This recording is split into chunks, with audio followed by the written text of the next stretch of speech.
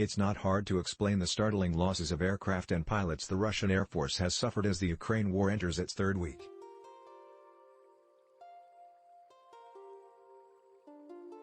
Russian air warfare doctrine, plus a shortage of precision-guided munitions, all but forces the Vozdushno-kosmicheskiye silies, VKS, fighter and attack pilots to fly low and slow underneath cloud cover within just a few miles of Ukrainian troops. It's a recipe for disaster.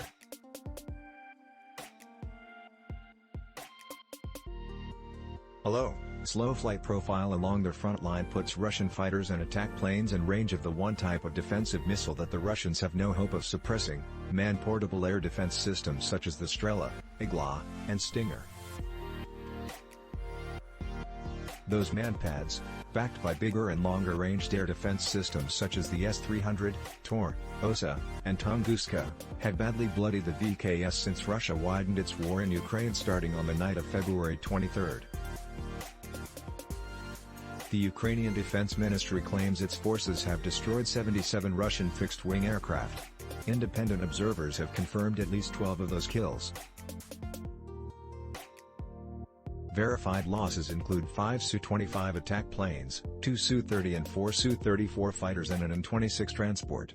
Ground-based air defenses including infrared-guided MANPADS probably have accounted for most of the attack jets and fighters Russia has lost. What's remarkable is that MANPADS are very short-range weapons. A shoulder-fired Igla flies just 3 miles out and 2 up. But that limited range is no problem for Ukrainian air defenders.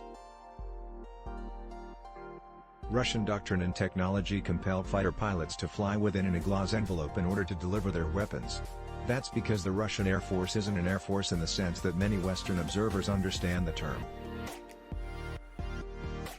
Russian doctrine doesn't require VKS warplanes to control huge swathes of airspace in order to pursue campaign goals via that same airspace.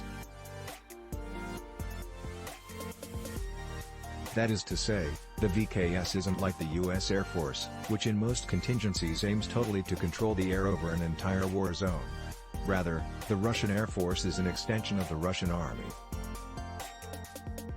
It's airborne artillery.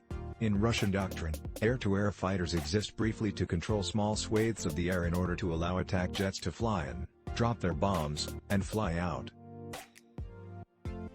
Those attack jets, meanwhile, strictly bomb pre-plan target coordinates, usually employing dumb gravity bombs.